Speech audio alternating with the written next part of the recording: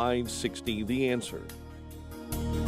Listen to AM 560 The Answer online at 560theanswer.com, on the AM 560 mobile app, on your Alexa-powered smart speaker, and on TuneIn, iHeart, and on Odyssey. Now, from the Signature Bank Studios, this is Chicago's Morning Answer with Dan Proft and Amy Jacobson. Insert Democrat socialist here. Runs the Democratic House floor for 30 plus years running. He's promising this and he's stealing that. Where can you get that kind of money? He's using your house like his own piggy bank. You ought to know by now.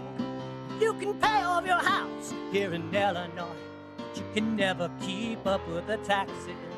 Oh, how it's always been the plan to have a taxpayer pay, no doubt. Not a matter of if anymore, but when.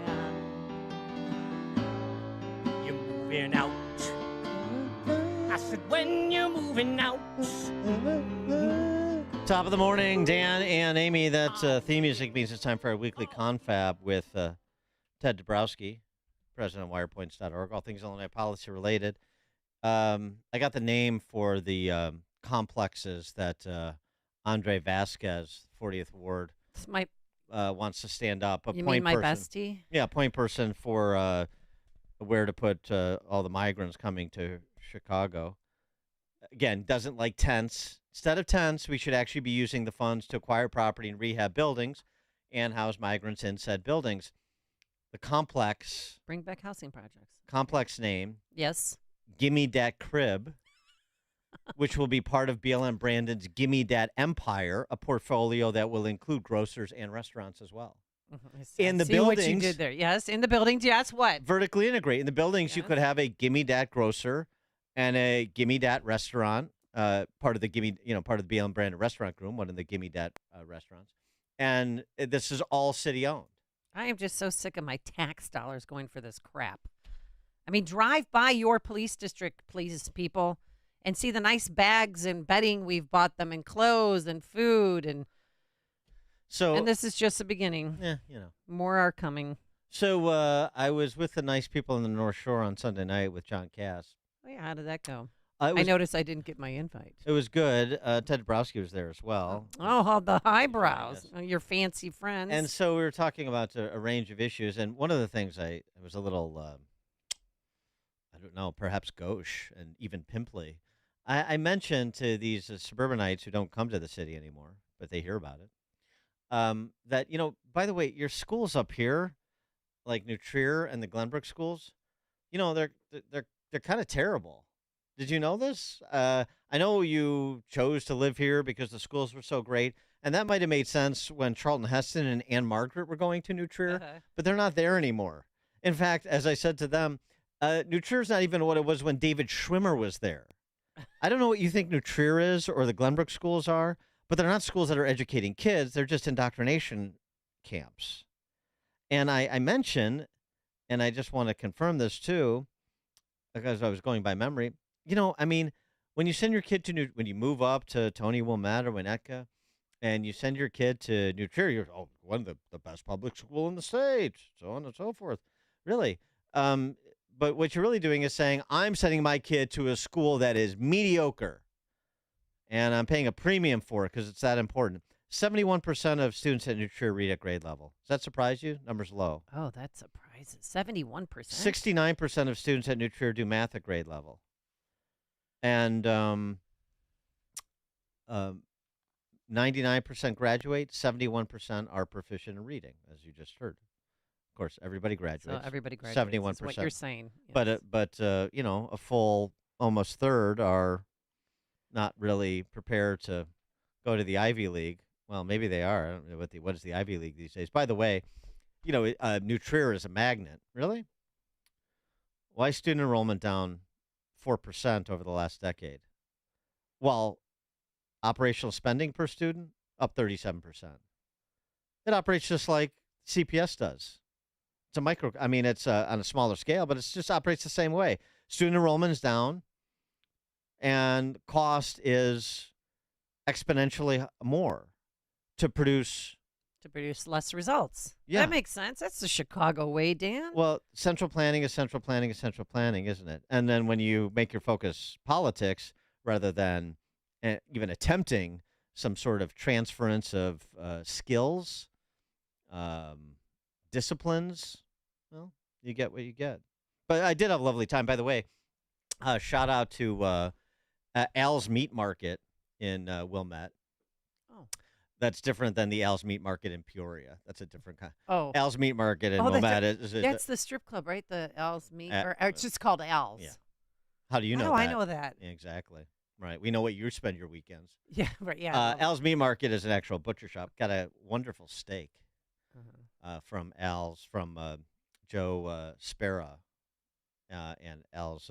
You cook that steak up yourself? No, did I you? got a guy.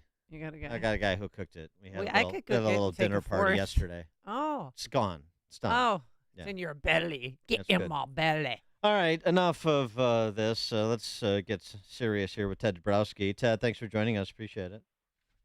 Hey, good morning, Dan. Good morning, Amy. It's good seeing you there, Dan. Yeah, I hope I didn't, make you uncomfortable or offend anyone's sensibilities by just reporting what is true about these schools on the North Shore that just are not producing what people think they're producing. No, I thought the wake-up call was good. I think you might have shocked a few people. Hey, wait. You're supposed to talk about Chicago, not about New Trier. Yeah, you can't criticize us. Right. Come on, or at least beat up Evanston. But come on, leave Wilmette out of this.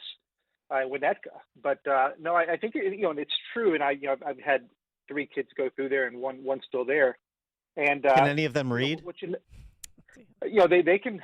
These can are read Ted's like, children. Of course they can read. This is a Georgia Tech No, they grad. Come on, Amy. They can read TikToks. They can read. All right. They're doing the gram, the snap. Yeah, they can handle that. No, that's the big deal is that and I've seen this. I've been in a lot of school myself, and it used to be that in schools you had a lot of reading to do, a lot of literature to read, and hard. Let's call them hard books, right? Books that are you have to actually do a little bit of work to get through, and those books are gone. I don't see that happening anymore. And if you were to suggest, hey, read Crime and Punishment, they say, what let's just do something easier. So that's one, and then two, the whole dynamic of getting to redo your work. If you turn it in late, that's okay as long as you turn it in by the end of the quarter or the semester.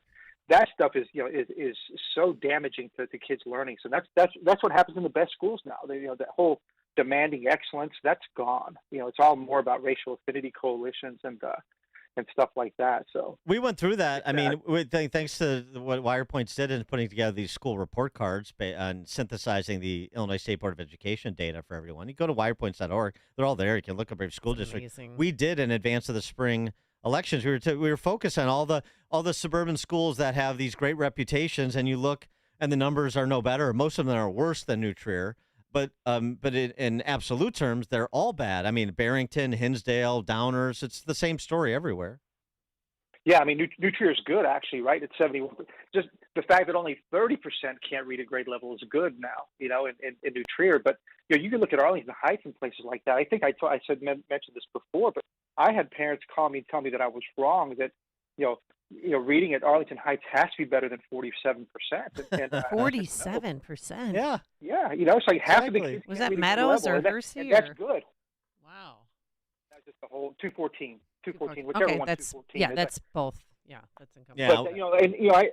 I appreciate you pushing those report cards out, Dan, because we finally found a way to get around the media. We had so many parents using those at school boards, and people woke up to that. If we can do the same thing in Chicago, and that's what we're going to try to do.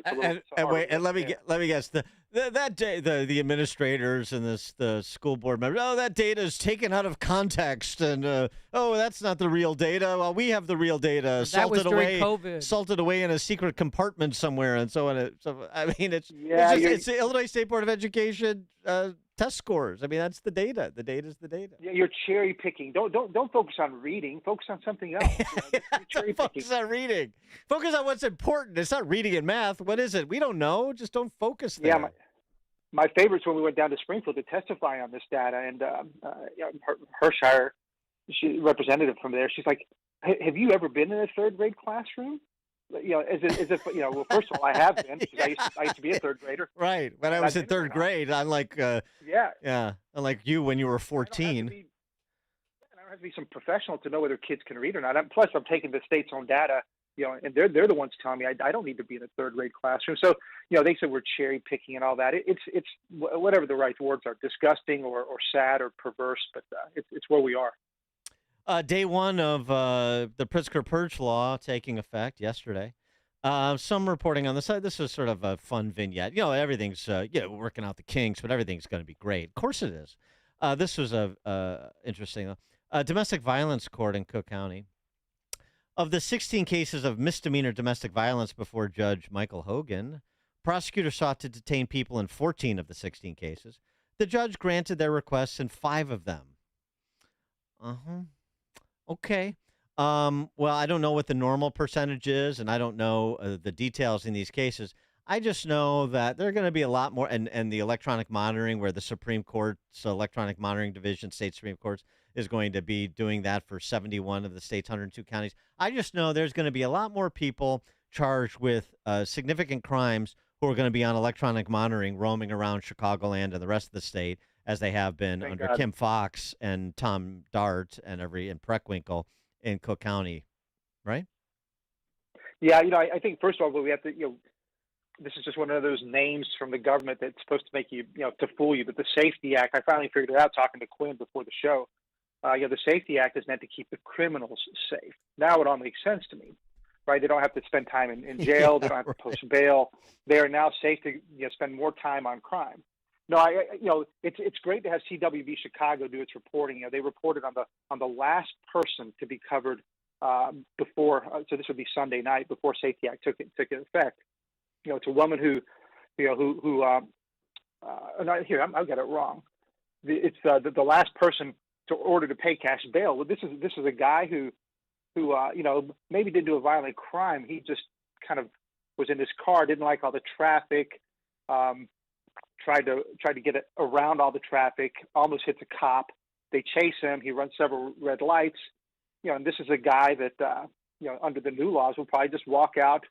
Obviously somebody who's dangerous, somebody who will come close to hitting a cop and then run away from them, in a car chase. That's a dangerous person. That's a person willing to hurt people, but probably under the new rules, may be able to just, get out, and that's the problem. And then you got other people. The first person who was covered under the new laws under Safety Act, she was accused of pepper spraying cops, and she sent home without posting bail. Mm-hmm. So it's a friendly environment to a bunch of alleged criminals, many of them felons, and we know that there are tons of ex-felons who are out on pretrial, and they're happy to commit a crime while they're out. Yeah, I know Channel 5 was out there, and there's some people that were released, and they tried to interview them, and I couldn't understand a word that they were saying. One was a robbery, like a smash and grab, and he just said, I couldn't go to work now. I'm happy I'm out. And he wasn't even on electronic monitoring. They just let him walk. And he'll come back for his court hearing because, there's nothing on the table for him. There's no incentive for him to come back for his court hearing. Where does he work, I wonder? Yeah, I don't know. Why did he need to steal all that stuff? So it's what people don't get is that bail is a really good way of allowing people to be out of jail. By the way, this is what people forget. Some guy who maybe without bail is going to be held, right? So if you're worried about that black guy who you think should be out and being with his family while he's awaiting trial, well, with bail, there's a chance that the judge would have let him or her out because that bail is kind of given that financial incentive to behave while they're out. Now, without bail, the judge may say, "Hey, sorry, you're too risky. I'm keeping you in." So those people worried about equity, it could be worse for some of those people. And then the other side of the whole equity argument for this bail thing is that, man, all the crimes, virtually all the crimes, 90% plus of all crimes are hurting Black and Latinos. So the more bad guys that are out on the streets, well, guess what? The more Blacks and Latinos get killed or victimized. Right. Yeah, and we don't care about equity for those people. We only care about equity for the criminals, and that's what's so screwed up about this whole law. It needs to be unwound. It's just a question of how many decades does it take us to get back in power and take it back. Ted Dabrowski, President of Wirepoints, wirepoints.org, all things Illinois policy related. Thanks, Ted. Thanks, Dan. Thanks, Amy. Thank you, and he joined us on our turnkey.pro answer line. before you see it on TV, share it on Facebook, or read about it in the paper. Hear it here first. This is Chicago's Morning Answer on AM 560. The Answer. Hi, this is Steve. I'm in Italy, away from my business. But I'm not worried about the office or my absence from it. I'm confident because I've got turnkey